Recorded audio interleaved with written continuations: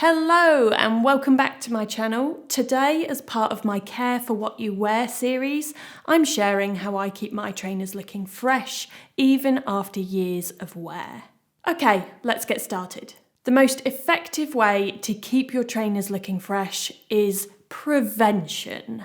Whenever I buy a new pair of trainers, the first thing I do before wearing is apply my protector spray. Now I use this one from a brand called Liquid Proof as it's non-toxic, but any protector spray is going to be better than using nothing if this one isn't available where you are. Here I have a pair of Box Fresh New Balance trainers. As you can see, they are predominantly suede with some elements of rubber and fabric. This protector spray can be used on any kind of trainers, footwear, bags, and even clothing, whether they're leather, suede, fabric, or a mix. If using this spray on an older pair of trainers which have been worn, then they need to be cleaned first.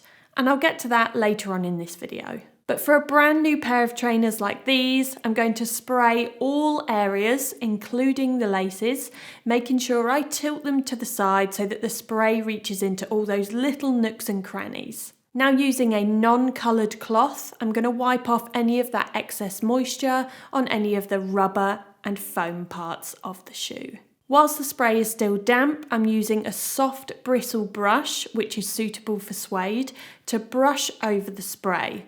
This is working it into the fibres and the fabric of the trainers. I always make sure to pay particular attention to the areas where the sole meets the main body of the trainers, as this is often an area where water can damage the fabric and seep through. Once this is done, I leave them to one side for 10 to 15 minutes. Now I repeat that process for a second time, again working the spray into the fabric with that soft bristle brush, focusing on all those hard to reach areas. Once the second round is done, I'm then going to leave them to dry for 24 hours. Now I would say never leave them in direct sunlight to speed up the drying process, as this can cause fading, especially in fabrics like suede. And now my trainers are protected from water, alcohol and oils.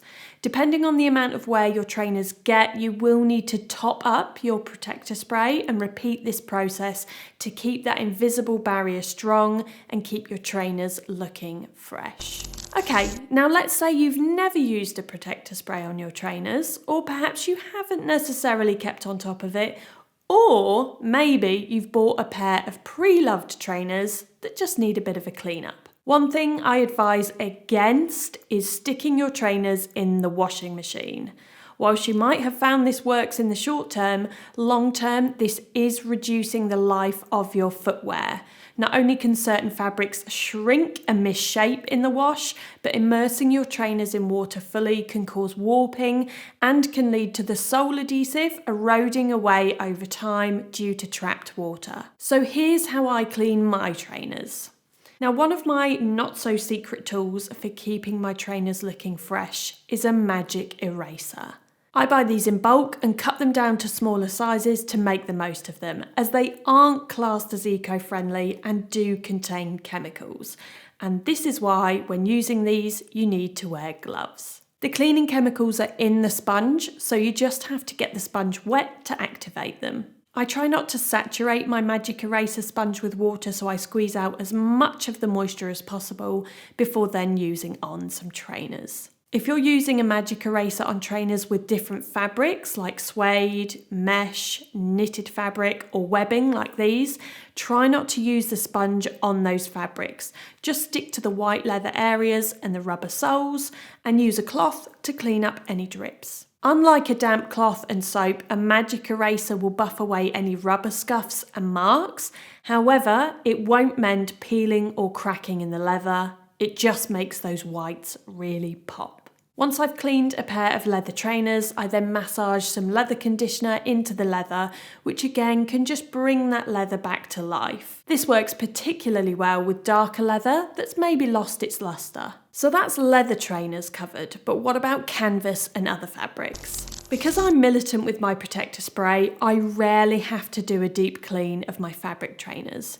But if I do, I use this cleaner, which again is from Liquid Proof. I mix a splash of the cleaner concentrate with water, and using a natural brush, I work the liquid into the fabric of the trainer, focusing on the areas which are perhaps more stained and soiled than others. Then using a cloth, I remove as much excess moisture as possible before setting aside to air dry. Now, another top tip for me is to always make sure that any brushes and cloths that you're using on your trainers, especially when involving moisture, don't contain any kind of dye, as this could transfer to your trainers and ruin them completely. When setting your trainers aside to dry, again, don't be tempted to speed up the drying time by leaving them directly in the sun or another direct heat source, like on top of a radiator. Now, you can pad out the interior of the shoe to minimise misshaping, but don't use anything with any colouring. When it comes to suede, this is far more delicate, so I can't stress enough how important using that protector spray is. Suede is notoriously difficult to clean and it stains easily if not protected, so you need to act very fast if you spill on unprotected suede. But if you get your suede trainers muddy, the best thing to do is allow that mud to dry and then brush it off with a suede brush. Depending on the type of mud, it will usually just flake off without absorbing into the fibres of the suede. A suede brush and a suede rubber are useful cleaning tools to have in your care kit, and I've linked some of these down below in the description box, especially if you own a lot of suede trainers or even suede footwear in general. As suede is textured, a suede rubber can be used to pill the upper fibres and can remove some small marks which may have only penetrated the surface of the suede. It's best to use them slowly and lightly, as they can cause bald spots if you rub too aggressively. Now onto laces. Some trainers these days do come with a spare set of laces, so always make sure that you keep those. A new set of laces can really freshen up an older pair of trainers, but if there's still plenty of life left in your existing laces and they just need a bit of a clean, then this is how I do mine. I use Vanish Oxy Action granules in a bowl of hot water, but to be honest, any of the non-branded oxygen granules would also be suitable. Now, depending on the amount of laces I'm soaking at a time, I'll use between a half and a whole scoop of the granules. Simply pop the granules in the water and allow to dissolve. Try not to fill your bowl up too much because it can fizz over, and then pop your laces in to soak. The length of soaking will depend on how soiled the laces are, so I just keep checking mine to see how clean they're looking before then draining the bowl and giving them a rinse in some fresh water. Then leave them to air dry. Now, if you want your laces looking really box fresh, you can even run an iron over them once dry before relacing your trainers. And now finally onto storage, which again links back to prevention. The best advice I can give is to keep your trainers out of direct sunlight when not being worn. Not only will this prevent fading of darker colours, but it will also slow down any yellowing on any white rubber soles. I keep my trainers in these clear stackable boxes which have ventilation holes so they can still breathe and air out after being worn. These are then stacked inside a cupboard which has zero natural light. However, if you're limited for space and perhaps don't have a spare cupboard, then it's a good idea to keep your original shoe boxes and store your trainers in those when not in use. You can add a few more holes to the sides of the boxes so that your trainers get a little bit more ventilation. Shoe boxes are also really easy to stack. If you have a collection of trainers, then you can label your boxes or attach a photo to the outside so that you can easily identify which trainers are in which box. And there we go, guys. Those are my tips for keeping your trainers looking fresh and extending their lifespan. Thank you as always for watching, and I will see you next time.